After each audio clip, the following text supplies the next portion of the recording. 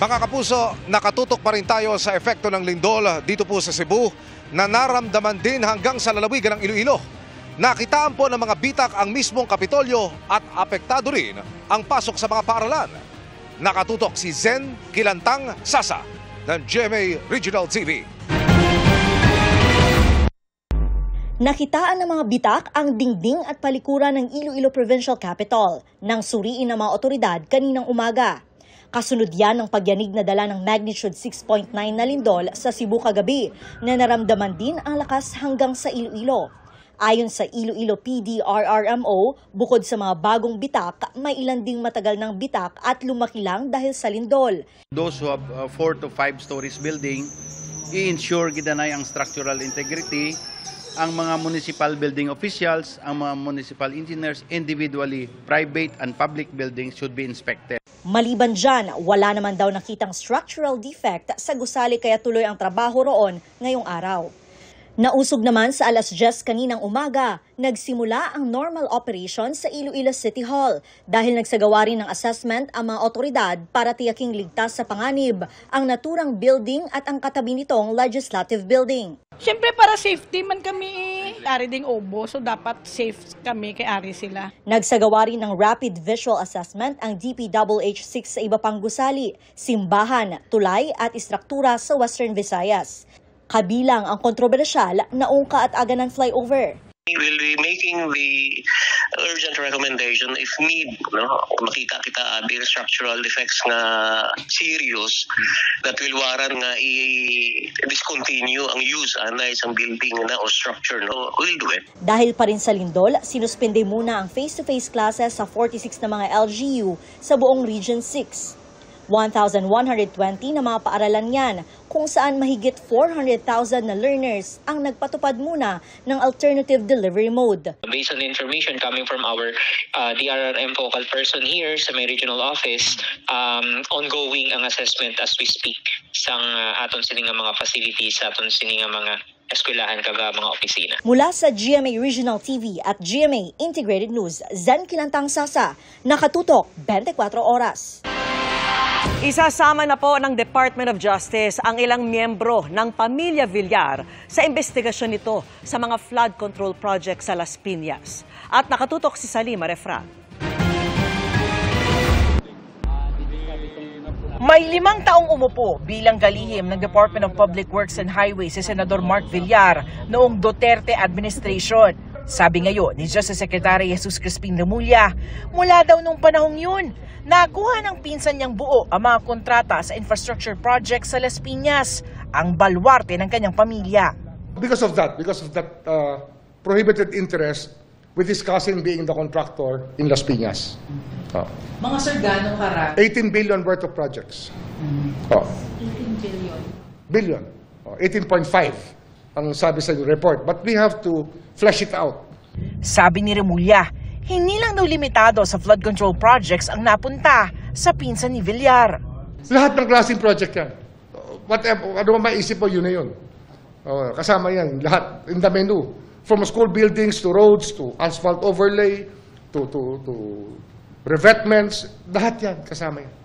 Dahil dito, iniimbestigahan siya ngayon ng Department of Justice. And also a senator, ano yan kasama yan sa relationship na hindi dapat nangyayari.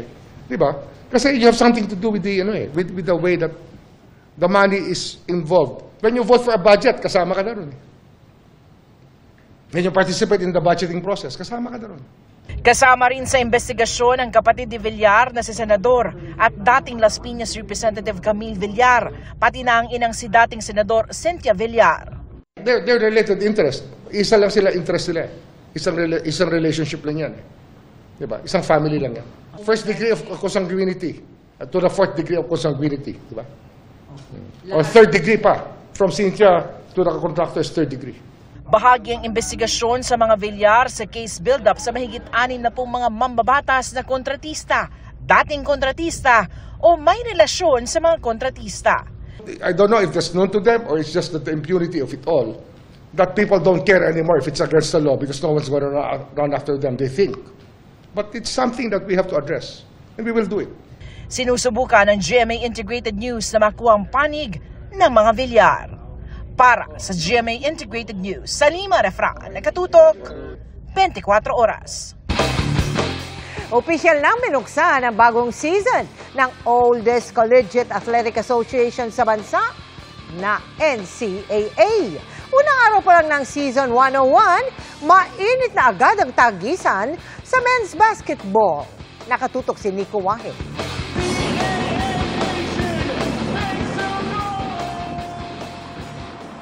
Hyped up at electrifying ang pagbubukas ng 101st season ng NCAA sa Araneta Coliseum. Ang makukulay na performance ng bawat NCAA schools sinuklian ng walang tigil na hiyaw ng crowd. Hawak ang kanilang mga light stick. To the athletes, the fans, and to the indomitable spirit of NCAA, let Season 101 begin! Building Greatness ang tema ngayong season na hosted by Mapua University. Kabilang sa maraming aabangan ang pagkakasama sa liga ng ilang sports kung saan naka-Olympic medals ang Pilipinas. Like boxing, gymnastics, weightlifting, kasi kung sino pa yung na ano sa Olympics, sila yung wala sa collegiate sports. Very excited kami dahil isasama namin sa collegiate sport para ipakita yung support ng NCAA sa ating sports program sa Pilipinas. Nakaabang na rin ang lahat sa bagong format ng palaro na inaasahang magpapa-excite lalo sa men's basketball, ang opening sport ng season.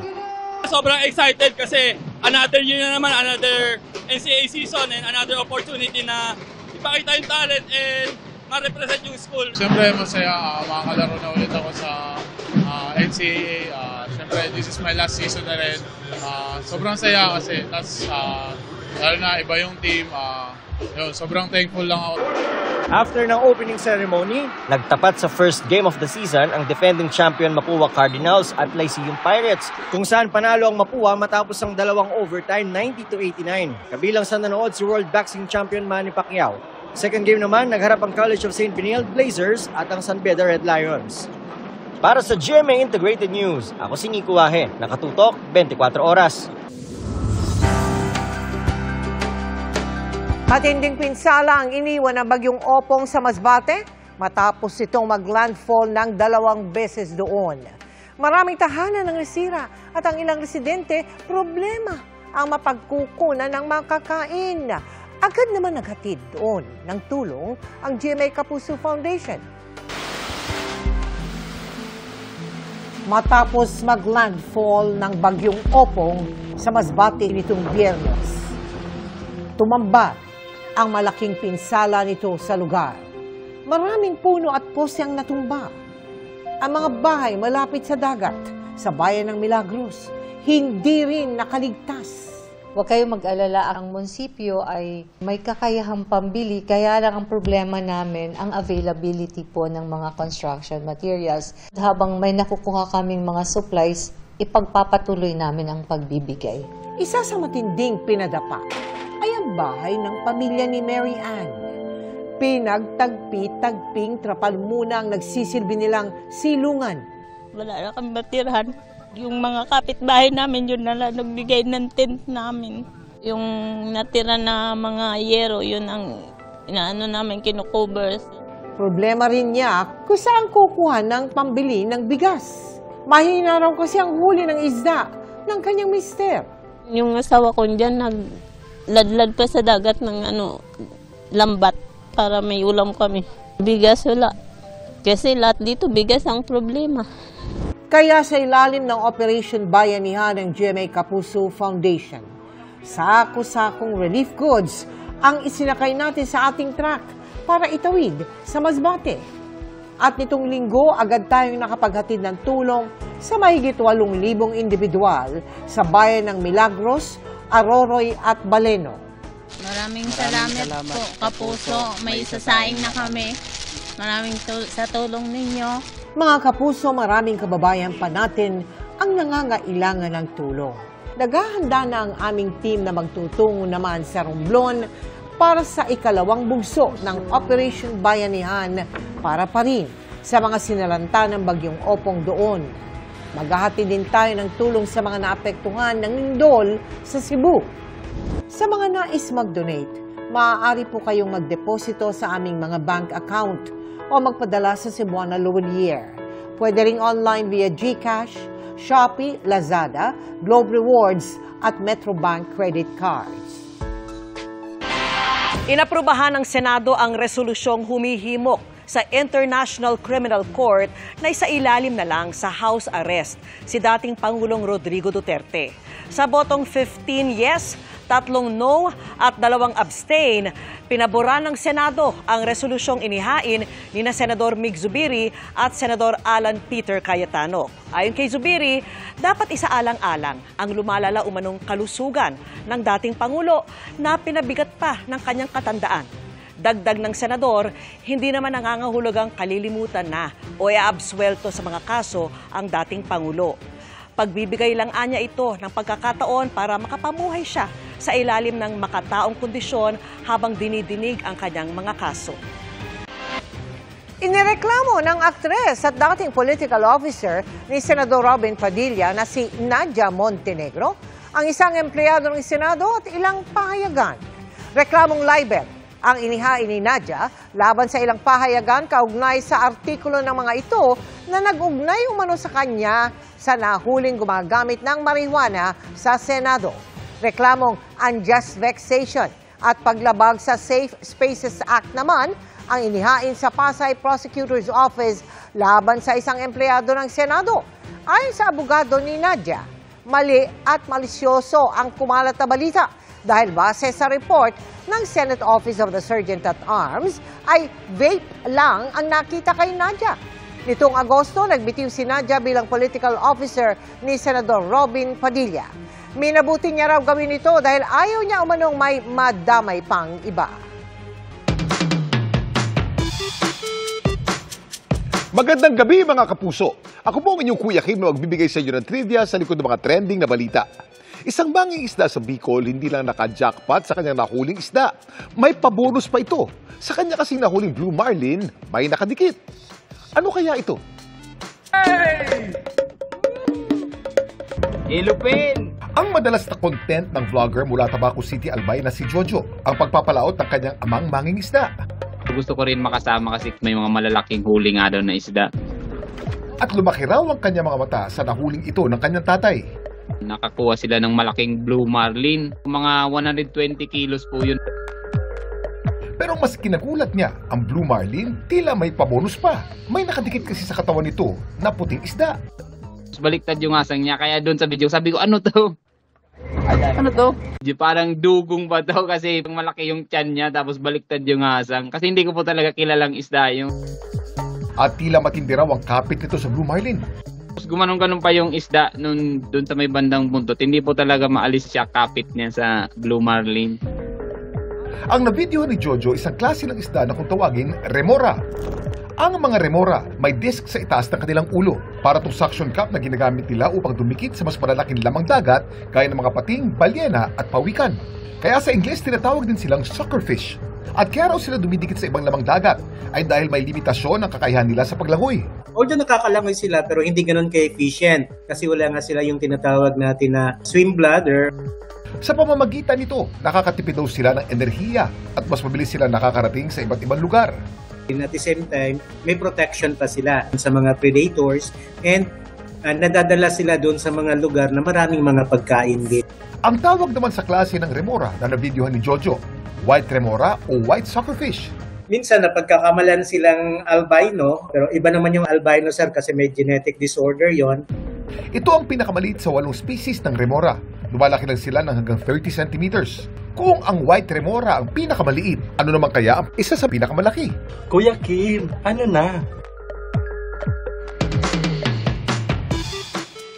Isa sa pinakamalaking species ng remora ay ang mga Remora australis o whale sucker. Maaari silang humaba ng hanggang 76 centimeters o 30 inches. Sila rin ang rarest kung ituring. At kaya whale sucker ang tawag sa mga ito dahil tanging sa mga cetaceans lamang sila dumidikit o kumakapit. Ang mga cetaceans ay mga aquatic mammals, gaya ng mga balyena at dolphin. Samantala, para malaman ang trivia sa likod ng viral na balita, i-post o comment lang, #Kuya Kim, ano na? Laging tandaan, kimportante ang may alam. Ako po si Kuya Kim at sagot ko kayo 24 oras.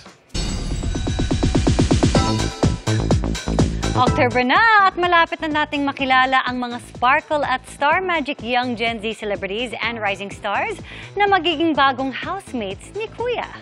At may payo sa kanila ang ilang ex-PBB Celebrity Collab Edition housemates. Makichika kay Aubrey Carampel. Booked and busy sa kanya-kanyang projects ang ex-housemates ng kauna-unahang Pinoy Big Brother Celebrity Collab Edition. Isa lang daw sa mga nagbukas na opportunity ang upcoming series nila na The Secrets of Hotel 88 sa magagandang naidulot ng naging journey nila sa bahay ni Kuya. At ngayong magkakaroon na ng PBB Celebrity Collab Edition 2.0, di raw maitago ng ex-housemates ang kanilang excitement. Payo ng kapuso ex-housemates na sina Will Ashley at Michael Sager sa mga kapwa nila kapuso na papasok sa PBB House. Just be yourself, yun lang talaga. Kasi dadaling ka nun sa magandang bagay eh. Advice ko lang, enjoy the ride, enjoy the journey. Nagbahagi rin ng tips ang kapamilya ex-housemates na sina Esnir at River Joseph sa new batch of housemates. Sobrang bago pong tong tip na to. Be authentic. I'm really excited for them. Huwag ubusin yung pagkain kaagad kasi yun yung ginawa namin. Na-excite kami nung first day namin, kinain namin lahat. Mula naman sa other half ng Team Breka na itinanghal bilang big winner ng edisyon. Payo ni Mika Salamanca, i-enjoy lang ang bawat saglit habang nasa loob ng bahay ni Kuya. Huwag niyong i-overthink, huwag kayong mabuhay sa opinion ng mga nasa labas. Mabuhay kayo sa loob, enjoyin niyo lahat ng moment na nandun kayo. Ngayong araw nagsagawa ng book reading si Mika nang isinulat niyang children's book na Lipad sa isang mall sa Quezon City. Dumalaw at nabigay din siya ng libro sa mga batang may cancer. Aubrey Carampel, updated sa showbiz happenings. Doble dagok ang sinapit ng Masbate. Hindi pa man sila nakakabangon sa hagupit ng Bagyong Opong, ay naramdaman naman doon ang lindol kahit nasa Cebu ang episentro.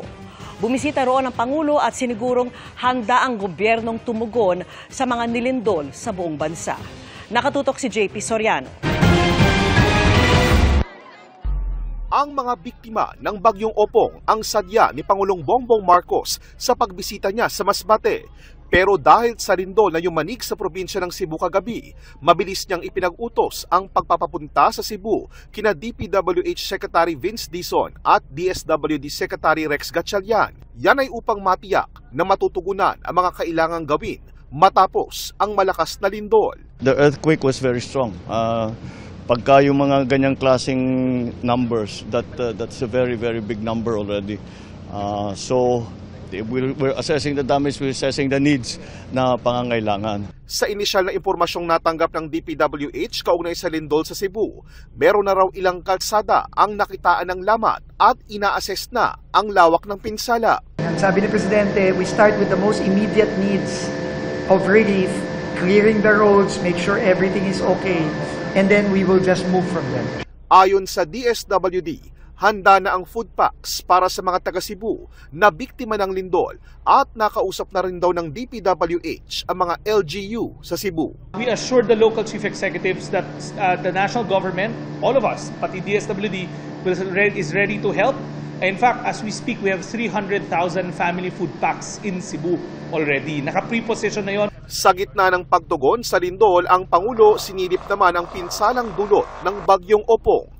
Tinungo niya ang Masbate National Comprehensive High School at Provincial Hospital ng Masbate na parehong napuruhan ng bagyo. Overwhelming ang damage dito. Talagang ang sabi sa akin, kahit yung mga matatanda dito sa Masbate, wala silang naaalala na bagyo na ganito kalakas na dumaan dito sa Masbate. Kaya we have to do a lot of work para ma-recover lahat, makabawi ang tao. Nasa ilalim ngayon ng Masbate sa state of calamity. Sa buong lalawigan, 19 ang namatay at halos kalahating milyong individual ang apektado ng bagyo. inanunsyo ng Pangulo ang tig 10,000 pisong cash assistance sa lahat ng pamilyang apektado doon at para matulungan daw mismo ang pagbangon ng probinsya. Nag-release ako ng 100 million na LGSF, Local Government Support Fund, para magamit dahil nahihirapan na ang provincial government para na makakapagbayad sa lahat ng kailangan gawin. Ang pinakamalaking problema ngayon sa probinsya ay ang supply ng kuryente na may direktang epekto sa supply ng tubig. Sa buong Masbate, nagkalat po ang mga nagtumbahang poste at mga naglalakihang puno gaya nito, at dahil naramdaman din dito sa Masbate ang malakas na lindol kagabi, pinasusuri na ng Pangulo sa DPWH ang iba't ibang istruktura sa probinsya para matiyak ang kaligtasan ng mga taga Masbate. Kaka-assess lang natin, magre-reassess na naman tayo because sumunod-sunod unfortunately nangyari. Nabagyo na, nagkalindol pa. But I think we can do it. Yes, sabi nga namin dito, bangon Masbate. Mula rito sa Masbate at para sa GMA Integrated News, JP Soriano, nakatutok 24 oras. At dahil nga po sa magnitude 6.9 na lindol sa Cebu, nasa yellow alert status ang Visayas Grid hanggang mamayang alas 9 ng gabi. Alauna po ng hapon kanina nang itaas ng National Grid Corporation of the Philippines o NGCP ang yellow alert. Ibig sabihin, hindi sapat ang reserbang kuryente na maaaring makaapekto sa dinidistribute na supply kung tumaas po ang demand. 11 planta kasi ang nagkaroon ng first outage dahil sa lindol. Dagdag yan sa 16 na hindi na gumagana pa man na pagyanig. 3 planta naman ang tumatakbo na bawas na kapasidad.